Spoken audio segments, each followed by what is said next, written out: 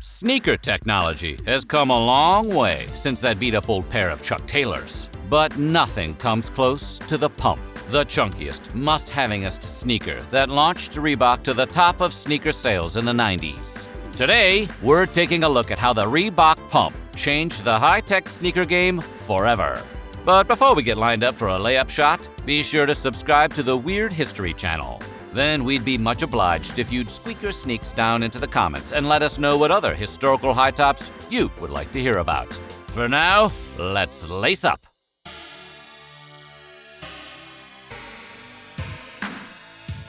The footwear industry is a competitive business. For decades, Nike, Reebok, and a few other major brands battled for total shoe primacy.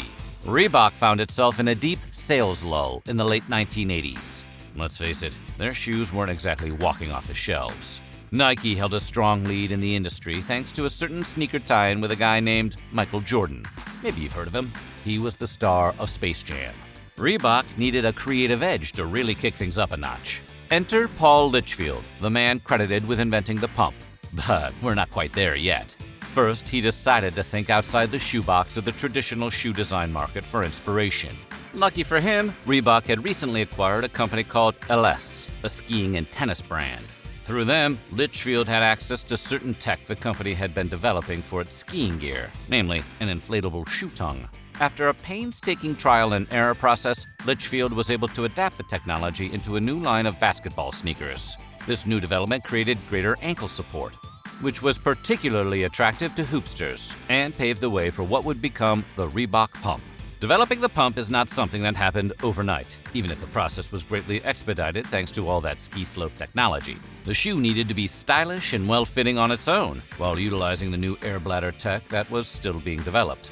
Early builds of the shoe saw the air bladder technology surrounding the entire foot, like they were made from the pelt of the Michelin Man. However, it was decided that limiting the bladder to the tongue of the shoe was a better idea, because it looked less dumb, and because it provided the secure custom fit that they were looking for.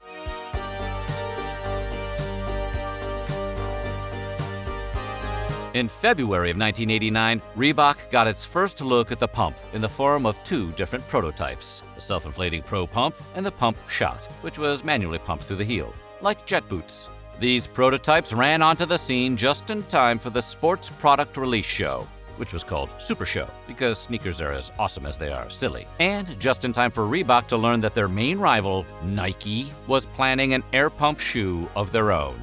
Reebok and Nike had begun developing the air bladder system at almost the exact same time. Both brands had their best scientists in the field of pumpology working on the most efficient way to integrate the system into their products. Both companies' versions of the air inflation tech would create additional support and security inside the shoe. But there was one design difference which gave Reebok the edge over Nike. During a showcase of each brand's prototype in February of 1989, the public was able to witness both Nike and Reebok's approach to the pump technology.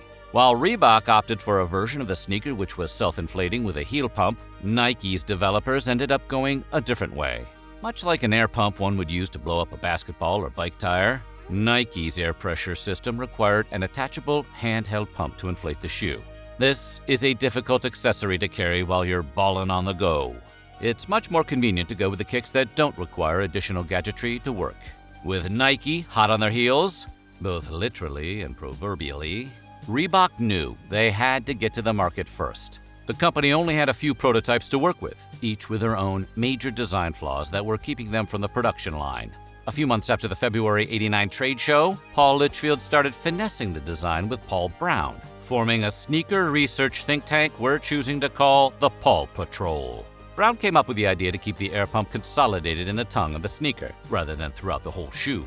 With that innovation out of the way, Litchfield had the new and improved Reebok Pump prototype ready to go. Now, the only hurdle to leap was coming up with a flashy new logo. In-house graphic designer Jane Hathaway was up to the task of designing something that represented the shoe's new functionality. Hathaway created the bold, contemporary, and really obviously simple basketball logo design that is now synonymous with the Reebok Pump and basketball, I suppose.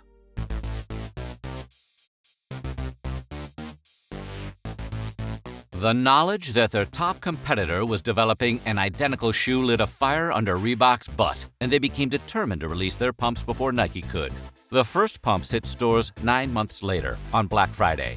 After the initial release of the pump toward the end of 1989, Reebok saw a steady rise in the shoe's popularity, in part thanks to their catchy "Pump Up, Air Out" campaign. But pumps really skyrocketed once endorsements by major NBA stars began to roll in. Back in 1991, Boston Celtics player Dee Brown wanted to make a name for himself, and so did Reebok.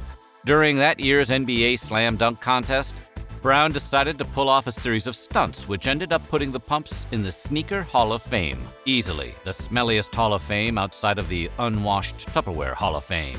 At the time of the contest, the pump had not been flying out of Foot Lockers across America, despite being on store shelves for a year.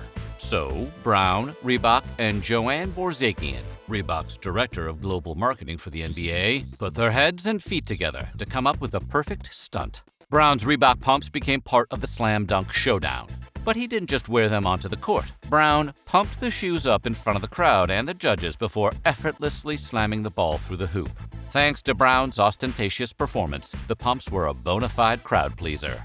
Brown would go on to power up his pumps 6 more times while soaring into the final round. By that point, his pumps had no doubt reached critical mass. For his final dunk, Brown proved it was all in the shoes by dunking with his eyes closed and winning the whole dang thing. Reebok hardly even needed a marketing campaign after Brown's on-court antics, and the pump self-inflated to a whole new level of sneaker dominance. The seal of approval from such big-time basketball superstars caught the attention of basketball and sneaker fans alike. And their legacy at the top of Mount Sneaker was only further solidified as more and more stars started pumping up the trend. 3 of the NBA's biggest stars at the time, Shaquille O'Neal, Dominique Wilkins, and Shawn Kemp, all got their own pumps. Sales ascended to a whole other plane of existence, and soon the pump was everywhere, making it something of a cultural icon. You could find it in the sports world, in music and TV shows, and even in movies like Juice and Above the Rim. Those are pretty good movies. Even with a hefty price tag of $170, Reebok still managed to sell over 20 million pairs in just 4 years. Normally, you need to make a Faustian bargain to get that kind of success.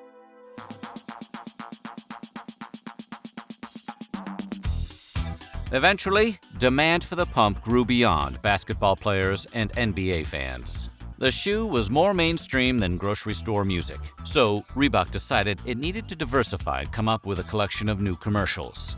The plan was to come up with an ad that thoroughly dunked on Reebok's longtime rival, Nike. The ad featured 2 bungee jumpers leaping off a bridge at the same time, one wearing Reebok pumps and the other wearing doomed Nikes. Naturally, the jumper wearing the Reebok pumps survives. Turns out, Nikes just aren't as secure. The controversial ad generated a lot of angry letters from parents, and the ad was quickly pulled from television. Apparently, you just can't tell people they need to buy your shoe or run a very real risk of death. Well, okay, you can, just not for very long.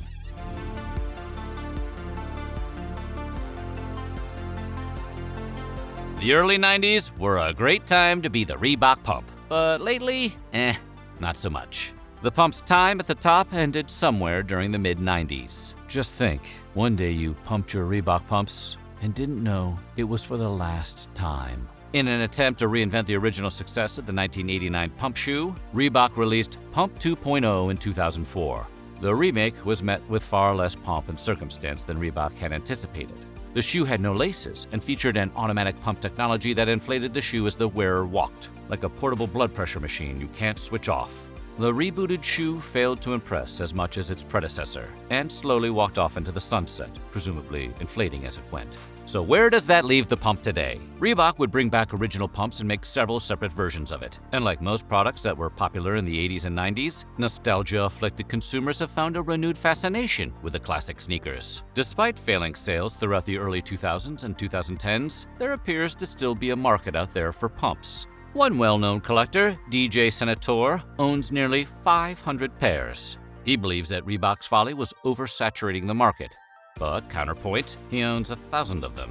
You can't say a product is overproduced when you own 1,000 of them. But we'll find more about that in a few years when Reebok releases the Pump 6000, now with an inflatable NFT. So what do you think? Did you ever own a pair of Reebok pumps? Let us know in the comments below, and while you're at it, check out some of these other videos from our weird history.